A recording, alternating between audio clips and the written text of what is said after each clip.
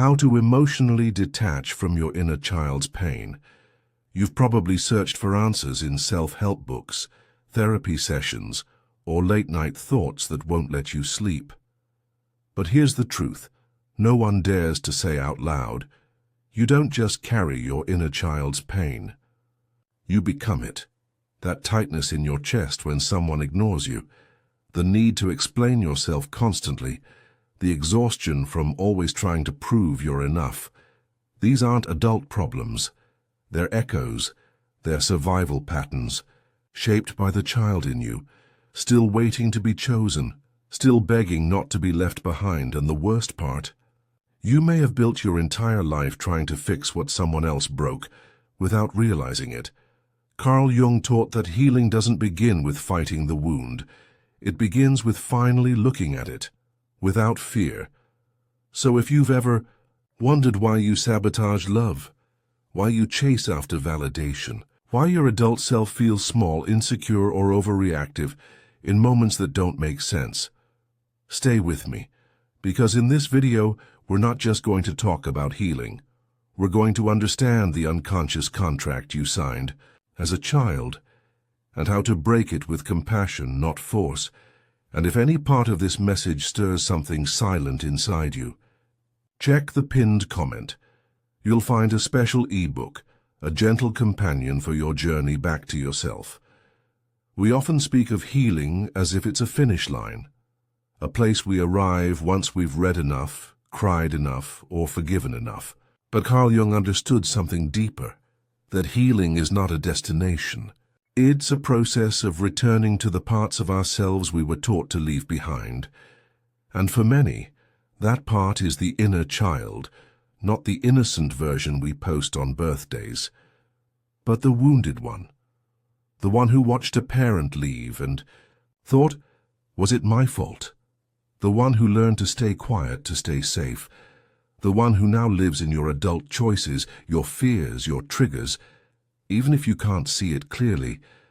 To emotionally detach from that pain doesn't mean to abandon it. It means to stop letting it drive your life. It means creating enough space between who you were and who you're ready to become. In Jungian psychology, this process is called individuation, a journey of becoming whole by integrating, not escaping. And today we begin that journey together. We're going to look at where the pain began, how it shaped the silent agreements you still live by, and how to release yourself with awareness, not shame. This isn't about blaming the past. It's about reclaiming your future. And if this message resonates, don't leave here alone. Subscribe to the channel, not just for content, but for a space where your healing is respected, your journey is honored, and your truth is always welcome. The hidden contract. How your inner child's pain took control. Let's start with the truth most people spend their lives avoiding. Your inner child made decisions that your adult self is still living by, not consciously, but emotionally, quietly, in moments when you shut down during conflict, when you over-explain to avoid being misunderstood, when someone walks away and a voice inside screams, "Don't leave me too." This is not irrational. This is memory encoded in your nervous system. This is the invisible contract you signed as a child, a contract for survival. Carl Jung believed that we are shaped, not only by what we remember, but by what we feel without words. And the wounded child inside you, they didn't get logic. They got silence. They got rejection. They got unpredictability and had to make sense of it in the only way they knew how. It must be me. So what did they do? They became careful. They became pleasing. They became self-reliant in ways that looked strong but felt hollow. They adapted by sacrificing authenticity for acceptance. And now, you're still trying to be good enough so no one leaves. You're still waiting for someone to notice your pain without you having to say a word. But that person never comes. Because healing doesn't come from being chosen. It comes from choosing yourself, over and over again. But how do you do that when everything inside screams otherwise? First, you need to recognize the blueprint. Every behavior you think is just how you are. The people-pleasing, the over-apologizing, the perfectionism. These are not personality traits, they're strategies, crafted in childhood, built for emotional survival. You weren't dramatic, you were responding to chaos. You weren't needy, you were abandoned. You weren't too sensitive, you were feeling what no one around you was willing to feel. But now those same strategies are hurting you. You're not a child anymore. And yet, that part of you still runs the show, especially when you're triggered. Jung said, "Until you make the unconscious conscious, it will direct your life and you will call it fate." That's exactly what your inner child is doing, directing your life through emotional memory and making you believe it's just who you are. But what if it's not who you are? What if it's who you had to be? This is the first step to emotional detachment, to stop identifying with the wound, not to deny it, not to reject it, but to see it for what it is, a younger version of you, frozen in time, still trying to protect you in the only way they know how. When you recognize that, you create space, a breath, a pause, and in that pause, you gain the most powerful thing you've ever lacked: choice. You begin to realize, I don't have to abandon myself to keep someone. I don't have to overachieve to feel worthy. I don't have to carry the guilt of what someone else did to me. You begin to unsign the contract, not by erasing the past, but by writing a new story forward. It takes time, it takes compassion, and most of all, it takes presence. That's why emotional detachment is not about becoming cold. It's about becoming clear, clear about what belongs to you, and what never did. Clear about the difference between a boundary and a wall, between self-protection and self-abandonment, between reacting from your wound and responding from your wisdom. You won't get it right every time, but every time you notice, you grow. And that noticing, that quiet shift in awareness, is the moment the child in you begins to trust the adult you've become. Because healing the inner child doesn't mean going back and fixing everything.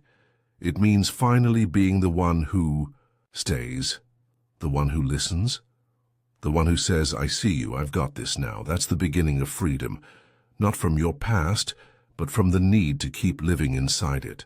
Breaking the illusion of loyalty, why we stay attached to pain that hurts us. There's a strange form of loyalty that lives inside wounded people. It's not loyalty to truth, not to love, not even to healing. It's loyalty to pain, to patterns, to the belief that suffering is safer than change. Carl Jung understood this phenomenon intimately. He called it identification with the complex. When we become so enmeshed with the wound that we think it's who we are, not just what happened to us, but who we've become. And when that wound comes from childhood, from a deep absence or emotional neglect, it carries an emotional logic that says, if I stop hurting, I might forget. If I let go, it means what they did didn't matter. If I move on, I betray the version of me that was left behind.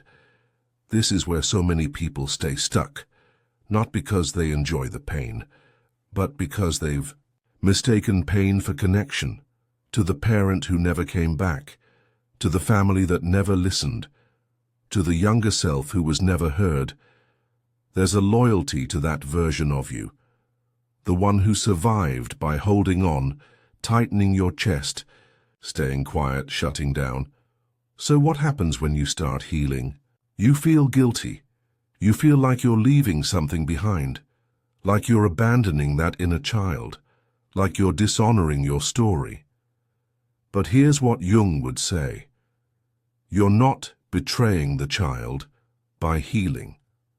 You're liberating. For them, because your pain was never meant to become your identity. It was meant to wake you up.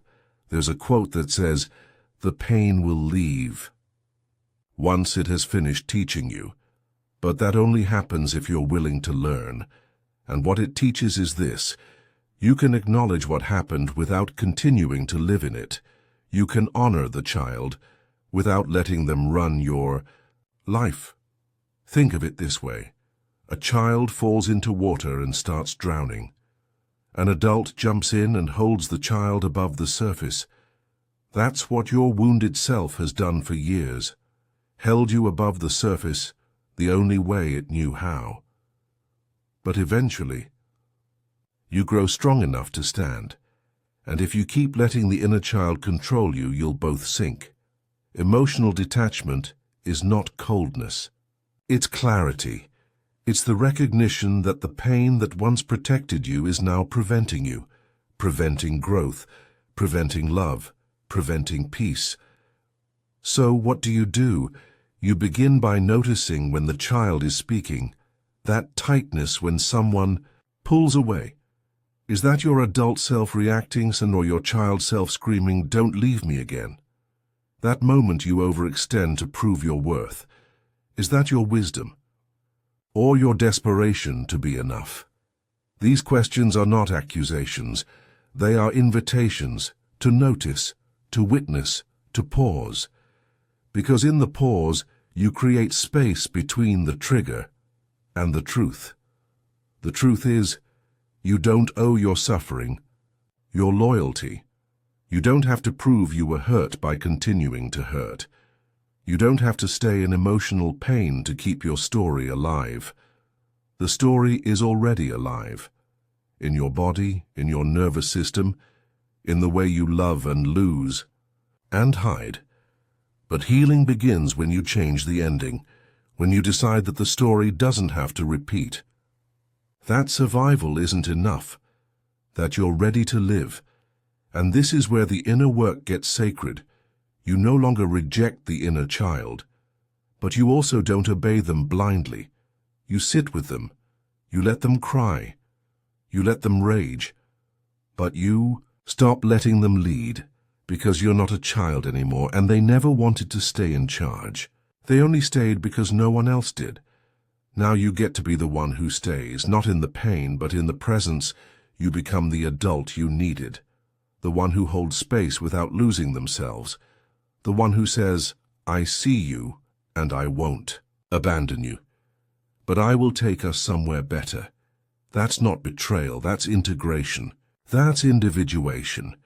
And it's the moment when the loyalty to pain becomes loyalty to truth, to who you're becoming, to the freedom you've been secretly longing for, to a life where your past informs you, but no longer controls you. And that, Jung would say, is where healing stops being theory and starts becoming transformation. You are not the pain. How to live without abandoning the child within. There's a moment in every healing journey that feels like standing between two worlds. One foot in the past, in the pain, in the habits, in the stories you've always told yourself, and the other reaching toward something unknown, a life you've never lived, a version of you that's no longer built around trauma. And in that in-between, you feel lost, because for so long, your pain was your compass. It told you how to behave, what to avoid, who to trust, and what to fear. It shaped your identity. It even gave you strength. But now, it's time to ask the question that changes everything. Who are you when you're no longer trying to survive? Carl Jung believed that real transformation happens when we stop identifying with the wound and start building a relationship with the whole self. That means the child in you isn't gone. They're just not in the driver's seat anymore, and yet you don't abandon them, you integrate them, you listen, you comfort, you protect, but you lead. This is what Jung meant by individuation, a process of becoming whole, not by deleting parts of yourself, but by reclaiming them. You stop living as a fragmented self. You stop outsourcing your worth. You stop seeking permission to exist. Instead, you begin creating a home inside yourself, a place where pain is acknowledged but not idolized, where vulnerability is welcomed, but not used as currency for love. That's how you emotionally detach from your inner child's pain, by offering it what it never had, a steady adult presence. One that says, "It's okay to feel, but I will not let those feelings decide my life." You'll still get triggered. You'll still regress at times. You may still hear the old voices saying you're too much, too sensitive, too broken. But now you'll know those voices are echoes, not commands. You'll recognize when you're shrinking to fit someone's expectations. You'll feel when you're trying too hard to be loved. And you'll pause. That pause is everything. It's where choice lives. Where you ask, is this the child in me responding, or the adult I've become? And the more often you choose presence over reaction, self-trust over self-betrayal, clarity over chaos, the quieter the pain becomes, because pain that's heard doesn't need to scream anymore. It softens, it integrates, it rests, and with it you begin to rest too. You no longer need to perform to be loved. You no longer need to chase people who mirror your childhood wounds.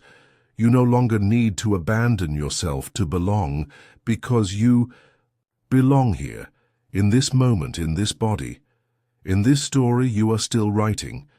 And if you're afraid to let go of who you've been, remember this: you are not betraying the past by changing.